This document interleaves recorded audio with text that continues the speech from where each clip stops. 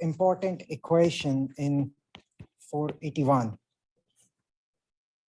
I would say that this equation is almost as important as E is equal to mc square, which everyone knows on the road probably, right? I mean, it's quite famous. You see it, but not many people remember this equation that we're talking about right now, but I would say it's as fundamental. So this equation is the integrated first and second law. And it says, the equation, I also forget sometimes what it says. The way to derive it is to, well, write down the first law, which is du is equal to delta q plus delta w, and then realize that du is a state function, so it does not matter how exactly we compute delta q. It could be a reversible process. If it's a reversible process, then d delta q will become TdS. And if we are talking only about pressure expansion work, dw will become minus PdV.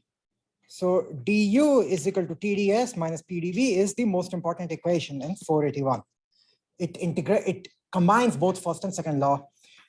On this basis, what can we say about the natural variables for u?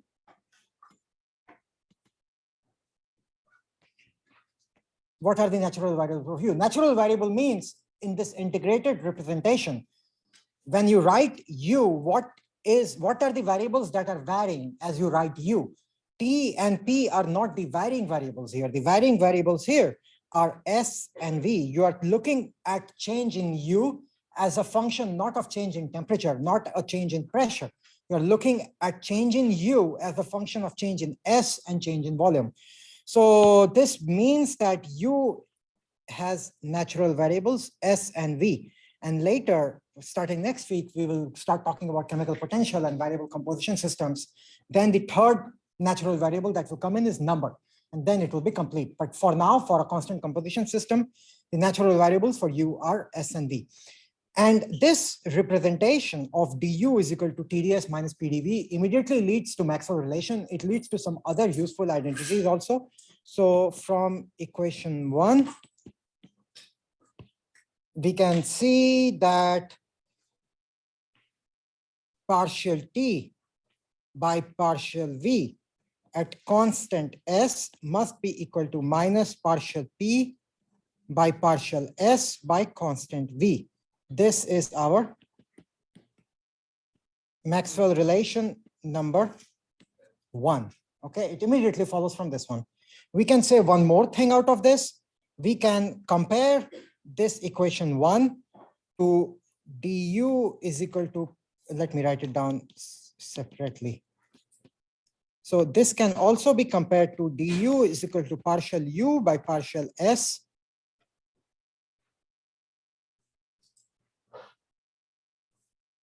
at constant v ds plus partial u by partial v at constant s dv, right? If u is a function of s and v, you can write that. Go ahead. Where? In this equation 3? No. It's just a function of S and V. Why do you want a minus sign here? This is just a function. This is. But I haven't gotten there so far. Now I am saying, therefore, compare 3 with 2. Then you get the minus sign. This means that partial u by partial v at constant s is equal to minus p. Okay, then it comes. So if you compare this to this, and this temperature to this, and that is the most fundamental definition of temperature, that partial u by partial s by partial v is equal to T. So this was our Maxwell relation number 1, which comes from writing u in its natural variables. I hope some of you at least try to get it for the other state functions. Basically, we can look at other state functions. And it's not that they are numbered, Maxwell. It's not that they are numbered in some order. There is nothing special about it. This could be Maxwell relation number 4. There are 4 Maxwell relations. This is one of them. Okay. So in order to get the second one, let's just work through all 4. I did 2 of them in class yesterday, last time, and I will work through all 4. So one we just did for you. Let's go through G. So in order to find Maxwell relations, we have to start with, actually, let's start with H, enthalpy. Enthalpy is equal to U plus PV. Just looking at this, we cannot say what are the natural variables for enthalpy, right? First, let's try to figure out what are the natural variables for enthalpy. So in order to do that, let's talk about dH. That will be du plus d of PV is equal to du plus PdV plus VdP. Now we can use our most important equation, equation number 1, the integrated first and second law. That will give us du is equal to TdS. Let me write it in different color. We can write this one as du is equal to TdS minus PdV. Then the other two functions plus PdV plus VdP. So minus PdV plus PdV cancels out, and we are left with dH is equal to TdS plus VdP. So on this basis, what are the natural variables of H, S, and P? This is kind of strange, right? We could not have guessed that before this class, that the natural variables for H are S and P. So now on this basis, we can again write down similar equations. We can write down dH. If these are the natural variables, we can always write dH is equal to partial H by partial S at constant P ds plus partial H by partial P at constant S dP. And then we can compare. Therefore, partial H. Let me go to the next page instead of squeezing everything in this bottom. I will write both these last equations on the next page. So what do we have so far? We have dH is equal to TdS plus VdP. And again, don't try to commit these relations to memory. You will forget them. You will definitely forget them. I still forget them. The most important thing is to remember the definition of H, that is U plus PV. Remember the definition, remember the integrated first and second law. If you forget this equation 1 also, that's fine. Remember just the first law and the definition of entropy, and you can derive everything. But this one, if you try to remember, you'll forget. I mean, it's pointless. So dH is equal to TdS plus VdP. This is our equation number 4. And if H is a function of S and P, this means we can write it down as partial H is equal to partial dH is equal to partial H by partial S at constant P ds plus partial H by partial P constant S dP. And if we compare the coefficients of ds and ds side term by term in 4 and 5, we get partial H by partial S at constant P is equal to temperature, partial H by partial P at constant S is equal to V. So we get so many strange looking thermodynamic identities out of this, which are all, this is almost like, proofs in algebra or in trigonometry, sine square theta plus cos square theta is equal to 1. Or what's another trigonometric identity? Anyone remembers? Huh? Go ahead. Yeah, cos 2 theta is equal to cos square theta minus sine square theta, or sine 2x is equal to 2 sine x multiplied by cos x. They look strange, but they're actually very useful, right? Like think about this one. Sine of 2x is equal to 2 multiplied by sine of x multiplied by cos of x. Why is this useful? If I ask you to calculate the sine of some angle, and you happen to know the sine of half of its value and cos of half of its value, you can multiply them together, right? This is why you can avoid computations. These thermodynamic identities means you can not just avoid computations, you can avoid experiments. You can study a system under one condition and talk about something else under other condition. And we will see some examples of this. But let's derive our Maxwell relation. What's the Maxwell relation coming out of equation 4? Someone who has not answered, Ryan has answered. Karina, what do you think? Ice cream lady.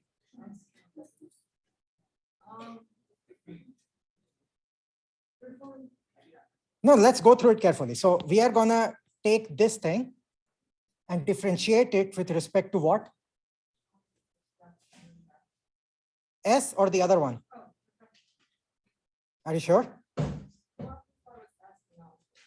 Okay.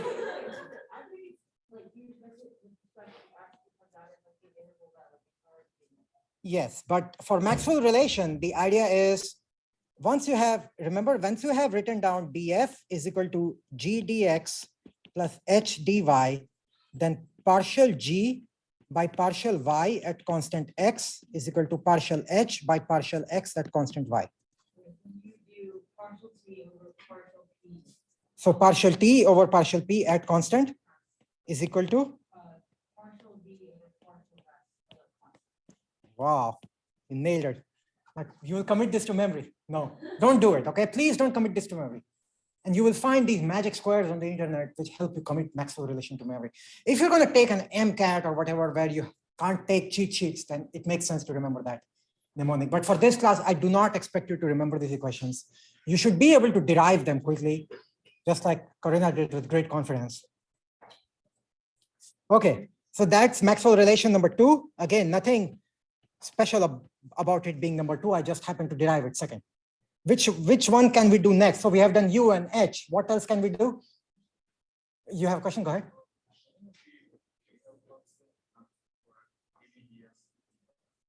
Where? This one?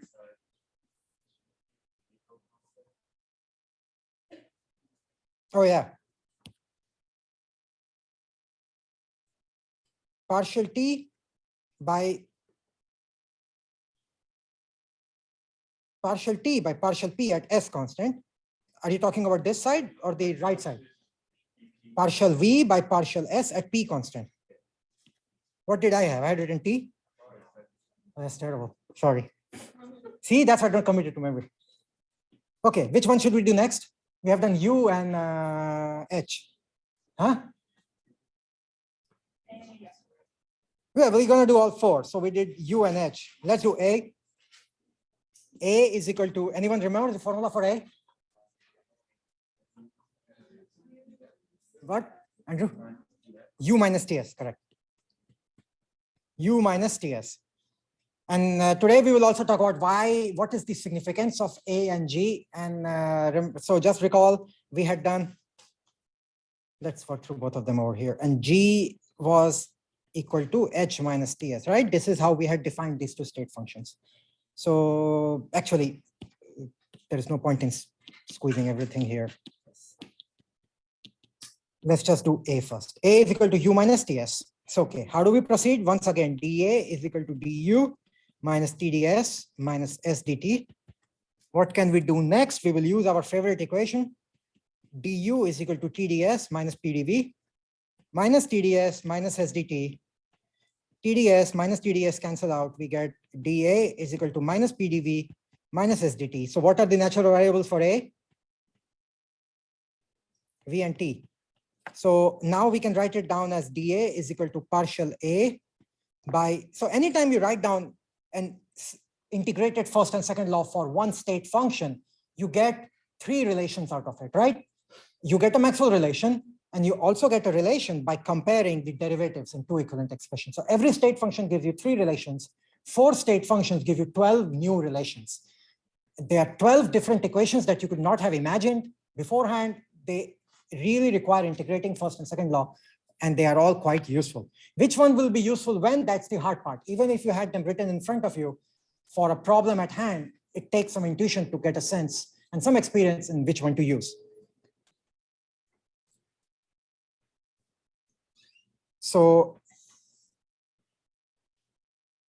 dA, so what can we write here? dA by partial A by partial V at constant temperature multiplied by dV plus partial A by partial temperature at constant V multiplied by dt. So this gives us partial A by partial V is equal to minus P, and partial A by partial T is equal to minus S. And this is at constant temperature. This is at constant volume. Now let's do our Maxwell relation. Ryan and Corina already helped us. Who else? Who's feeling sleepy? This will wake you up. Who is not feeling sleepy? JP, you want to help me? JP is like, oh, he's making it obvious. He's Go ahead. So tell me the Maxwell relation coming out of this equation. It's going to be P dt at constant V equals negative S dp. Negative, are you sure? Oh, no, Negative cancels out. It's nice. Equals S. Yeah, that's it. Good job, JP. I hope you're awake now. You're awake. So that's Maxwell relation number 3. So some of the Maxwell relations have a negative sign in them, like the one coming out of U has a negative sign over here, and some of them don't. And when you do this mnemonics, that invariably will find. In fact, in the first homework, when you saw Maxwell relations, remember? I think one of you came up to me and asked, can I just use the mnemonics I found on the internet to prove this problem? And I was like, no, please don't do that. You know?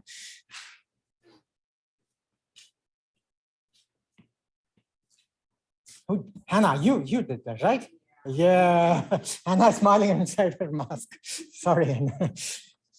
No, it's natural, right? Because it's open internet. And if you try to prove it, the first thing you will find is the Maxwell relation. But the point was to derive it there, right? So you have all seen this before. And it's just mathematical, but it captures some physics. So what is the last one that is left? That's G. So let's go with G. G is equal to H minus Ts. dG is equal to, so dH minus TdS minus SDT. This one's going to be a bit more algebra. H is equal to U plus PV minus TdS minus SDT.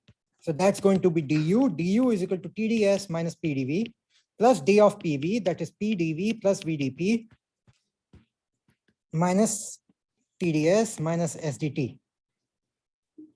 So the first time I taught this class, believe it or not, in my anonymous course evals, there was one student who wrote, the professor has to look up his notes. That's my first time teaching it. How on earth do you remember all this the first time you're teaching it? You know, and some of you probably get accustomed to professors who have taught the same class 40 times. Like, this is my 3rd time teaching it, and I can already see that I don't have to refer the notes very much. So, you know, some things just come with time. And the same thing will happen to you also. When you do these derivations, try to do it without notes as much as possible. Some of you ask me, how do I improve for the examination? Try to do homework problems, looking at notes first, then just close it, try to do it again without looking at notes, and see if you can do the full thing without opening your notes. And then I think you will gain more confidence. So let's cancel things. TdS minus TdS cancels out, minus PdV plus PdV cancels out, and we are left with dG is equal to VdP minus SDT.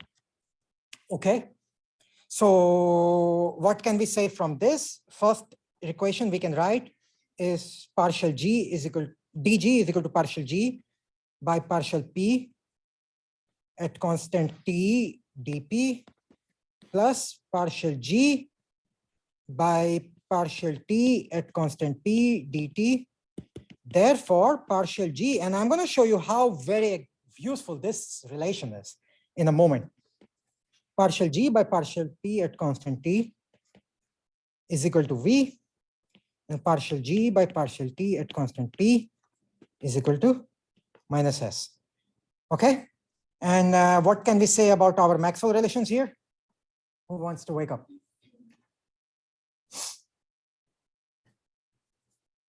No one? How about you, Sheng? Yeah. Let's look at this one.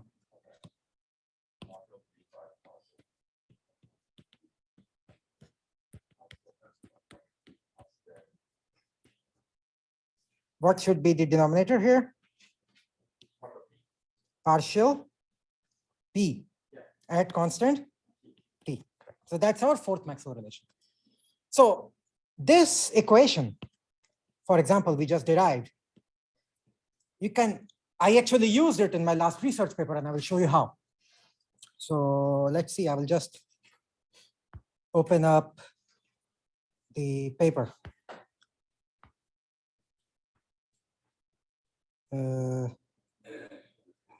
Where is it? It's somewhere. Sorry, I have too many papers. Wait. Sorry.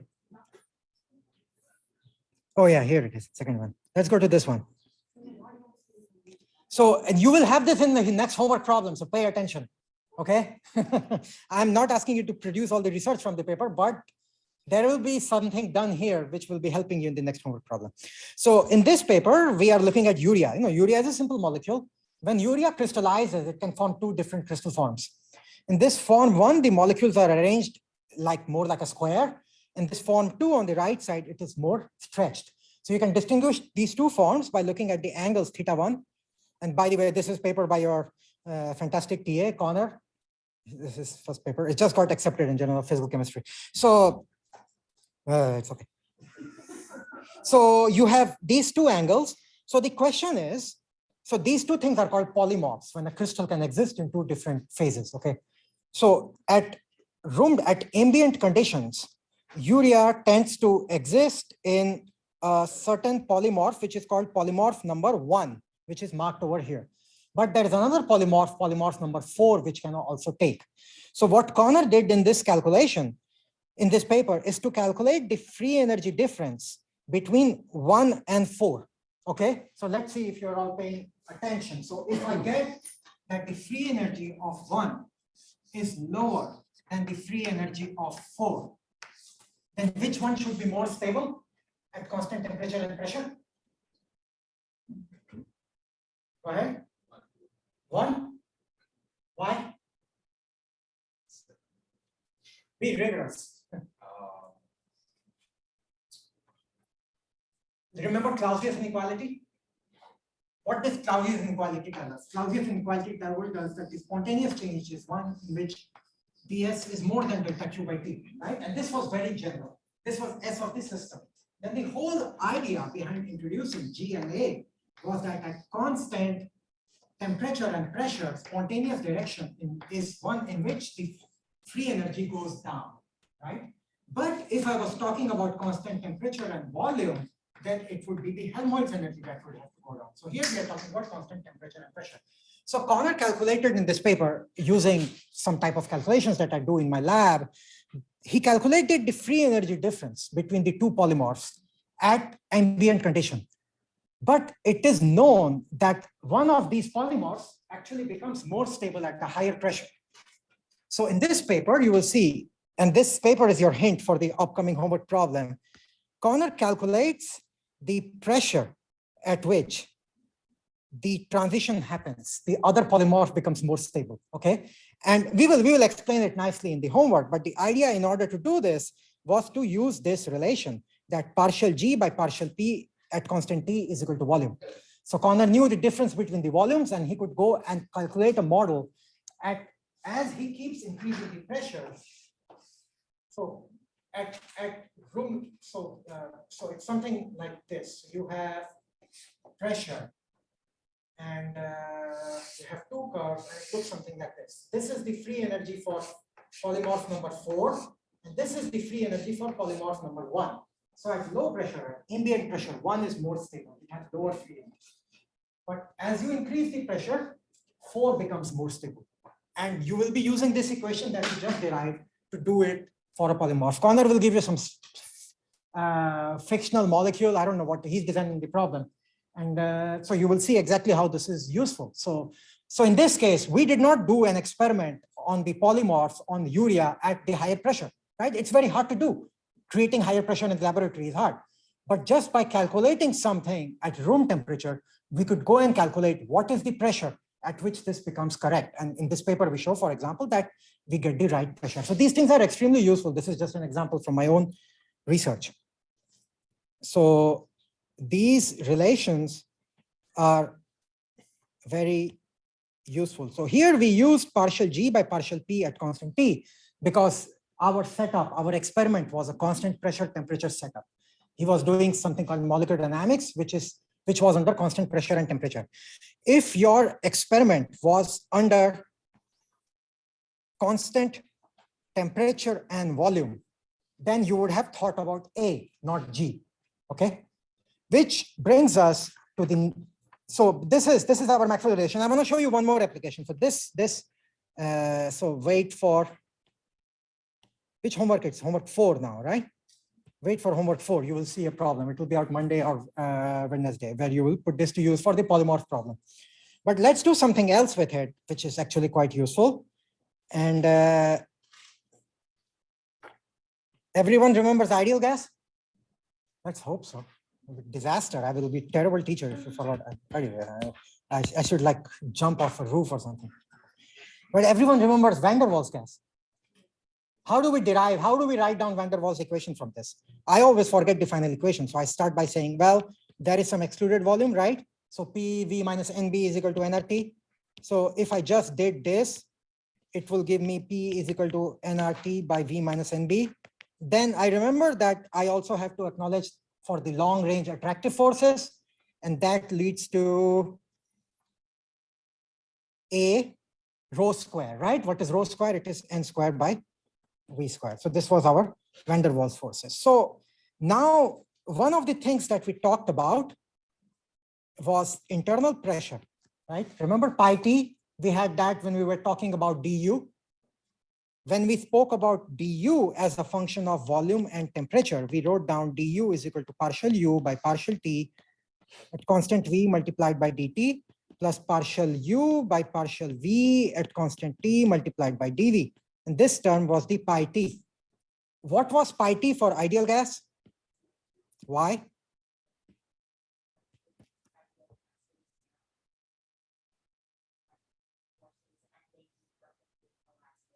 Yeah, so U does not depend on volume in an ideal gas, right? U is just nRT, something proportional to nRT. So for ideal gas, this is 0.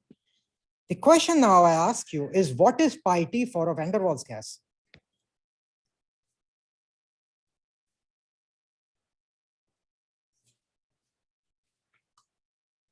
Any ideas? What should it depend on? Should it depend on B or should it depend on A?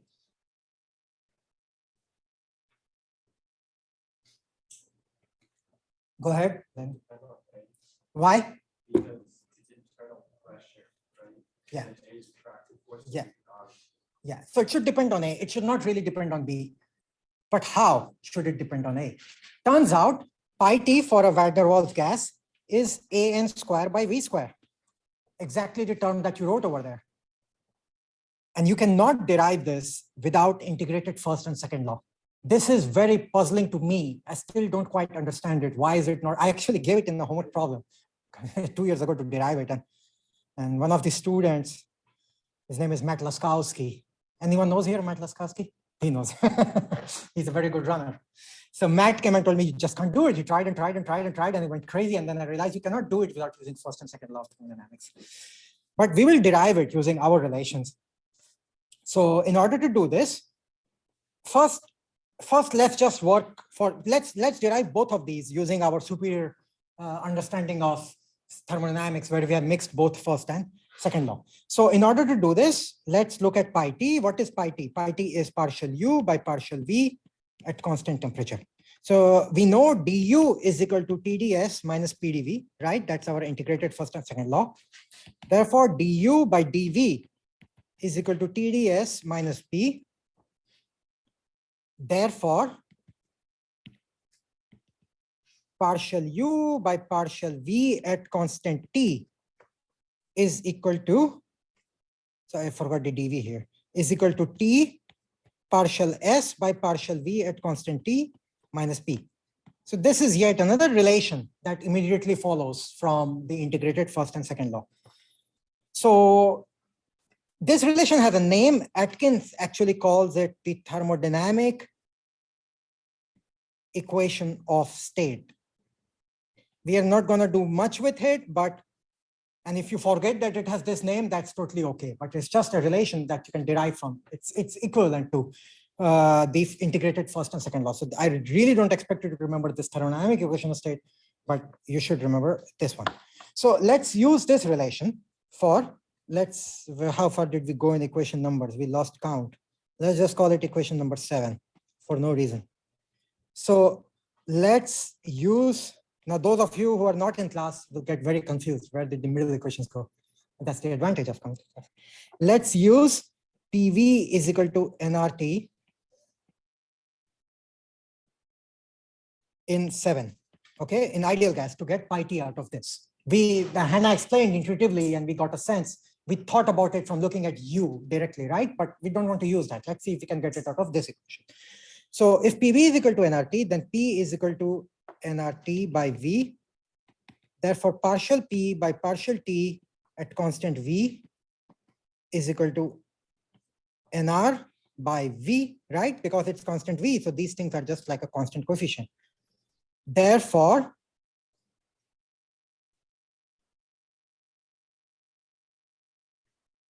let me go to the next page. So our thermodynamic, our equation 7 was partial U by partial V at constant T is equal to T, partial S by partial V at constant T minus P. We saw this partial S by partial V at constant T somewhere else, and there is no way, maybe one of you remembers, anyone remembers where we saw it? Maxwell relation number 3, right?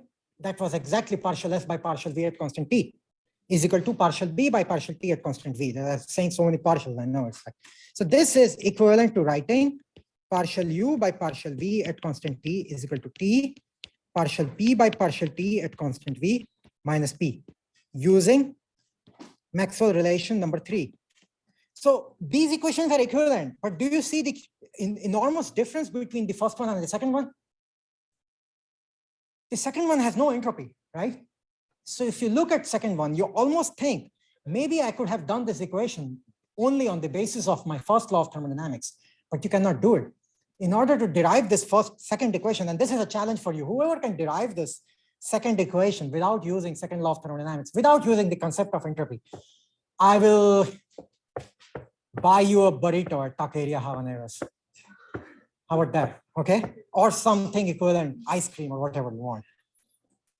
If you can derive the second equation without using the concept of entropy or anything related to second law of thermodynamics, if you can derive it to a standard that I am setting, which might be partly ill-defined, I will buy you a burrito. I will be fair though. Okay, so this is a free burrito challenge.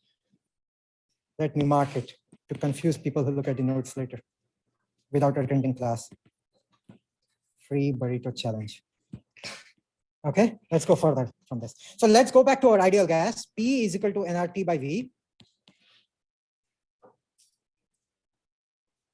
So partial P by partial T at constant V is equal to NR by V. And so this is equation 7. This is equation 8. Use this thing, partial P by partial T at constant V is equal to NR by V in equation 8. What do we get?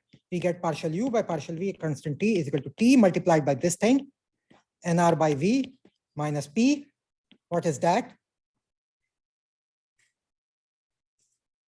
P minus P is equal to 0, right? So we got internal pressure for ideal gas is equal to 0 because this was internal pressure. Let's do it for van der Waals gas. For van der Waals gas, P is equal to nRT by V minus NB minus AN square by V square. One of the mistakes some of you did in problem number 1 on the midterm is to write this N square by V square as rho square, and then you forgot that rho is a function of V, right? And that led to some problems. That's 3 or 4 of you got the wrong expression for thermal expansion coefficient because you forgot that rho is actually V, it's N by V. So we have this P. So let's calculate partial P by partial T at constant V. It's constant V. So this term does not matter. It just goes to 0 at constant V, right? So it will just become NR by V minus NB.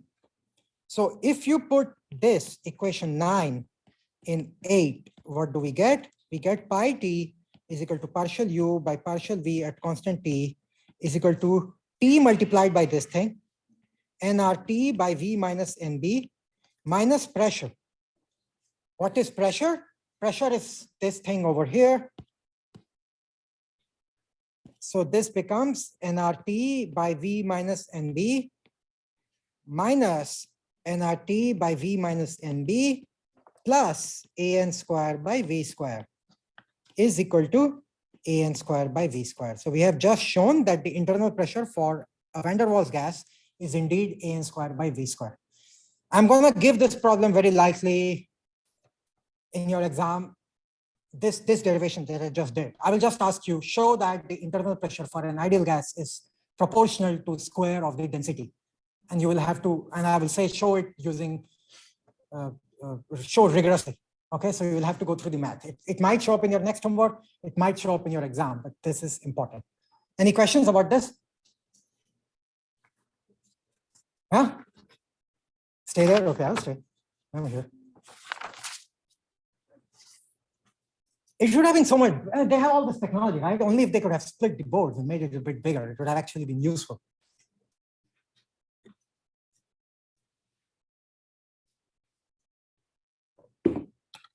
Can I go now? What's your name? Dylan. Okay, I have Dylan's permission. Great. So we did some use of the Maxwell relation to actually show that the internal pressure of the van der Waals gas is A square by V square. Let's think a little bit more about A. What is the meaning of A? Physical interpretation of A and of G. We introduced these two state functions, didn't really talk about, we showed things with them, but let's talk about what they physically mean. So I'm going to write down the result and then we will go through the math. Here, I do expect you to remember the result. We already saw some physical interpretation at constant temperature and volume. It's not that we don't see it physically. It did come out of a physical interpretation. At constant temperature and volume, a change in A is the direction, A decreasing is the direction of spontaneous change. But we can do a bit more, which is that change in A is the maximum work obtainable from a system at constant T. Okay, change in A is the maximum work a system can do for you at a constant temperature. At constant temperature. Note here, I did not write constant volume, which is kind of, when we go through the math, you will see constant volume does not show up. While change in G is the maximum non-expansion work. So the work different from PDV work, maximum non-expansion work obtainable from a system at constant T and P. So here only constant T, but for this one, constant T and P shows up. So let's call this as 9, this statement. It's kind of like an equation. Let's call it 9. Let's try to prove 9. So for 9, the proof is quite simple. We know, let's start with A. What is A? A is equal to U minus TS, right? So therefore, dA is equal to du minus TDS minus SDT. Therefore, at constant T, I've just used a subscript to specify constant T. DAT is equal to du minus TDS, right? That's what we have. So,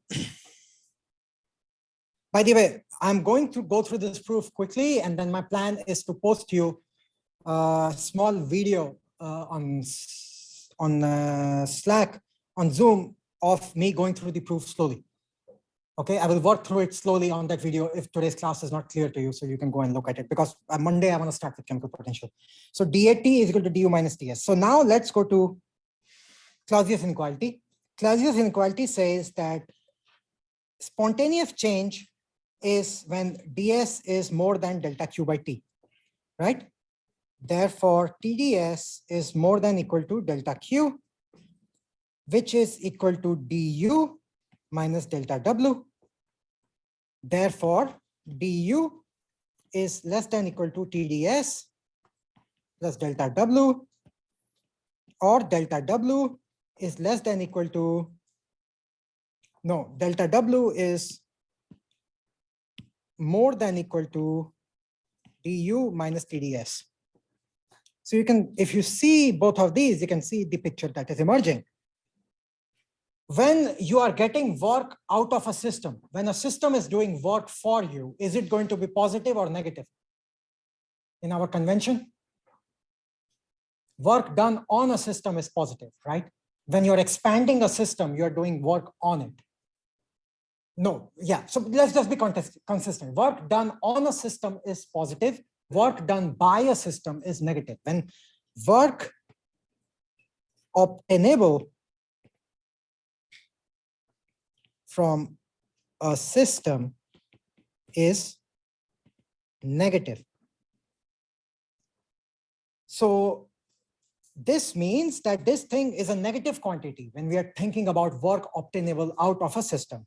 Therefore, delta W max is equal to du minus TDS. If this thing was a positive quantity, then it would have been delta W min, right? But it is a negative quantity. So delta W max is equal to du minus TDS. And we just showed here that that is DAT. Therefore, again, for this one, more important than the proof is the statement. This is the mathematical proof, but the statement we just showed, the maximum work obtainable out of a system. When do we get maximum work out of a system? When the change is happening reversibly, right? When it's spontaneous, you are dissipating more heat. So when Clausius inequality becomes an equality, we get maximum work out of a system. And that's what we have over here. So the maximum work obtainable out of a system is the change in Helmholtz free energy. Notice this includes PDV and other works. At no point here did I say that delta W is equal to only minus PDV. It includes both work that you can get out of a system. Okay, I know I'm rushing through this. Remember the statement, go through the math. If it's not clear, I will post a video today. But you will have to remind me. Like last time something was not clear, I think Daniel sent me a message, it's not clear, right? And I went over it. Today, if Daniel or anyone else sends me a message, I will post a video. So don't be shy in asking me for it. So now let's go through equation 10, which is change in G is the maximum non-expansion work. But here we used constant T. For G, we are going to use constant T and pressure both. So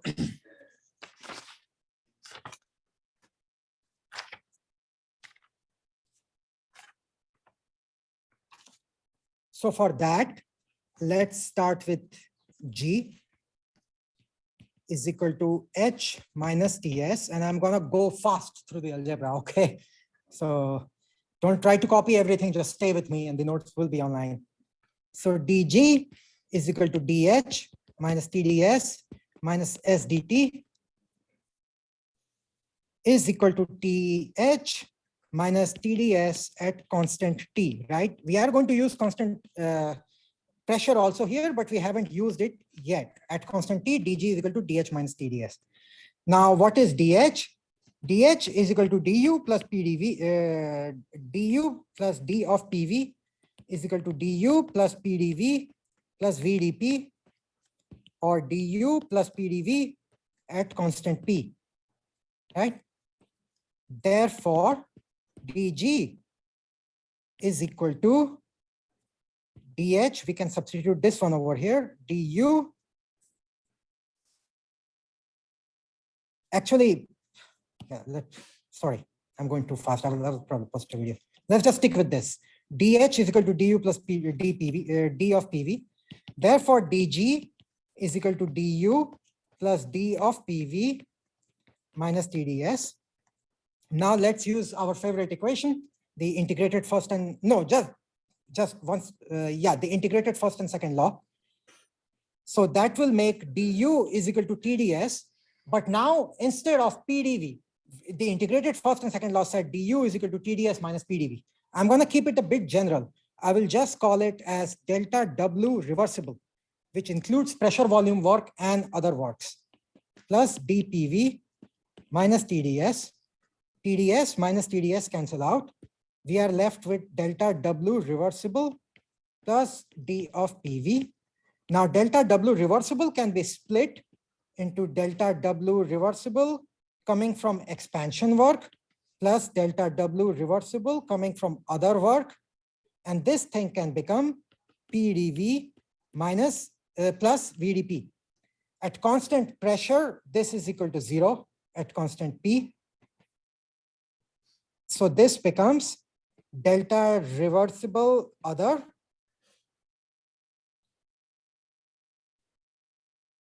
plus this thing plus this thing, but expansion work is minus PDV. So it just becomes delta W, therefore DG is equal to delta reversible other for spontaneous change.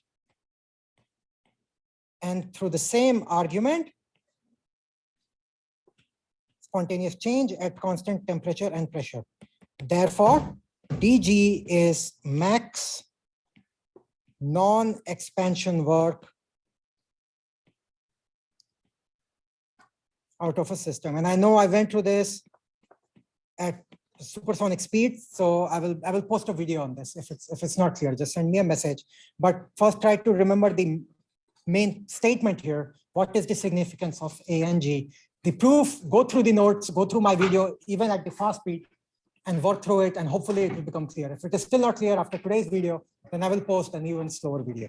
And see you on Monday.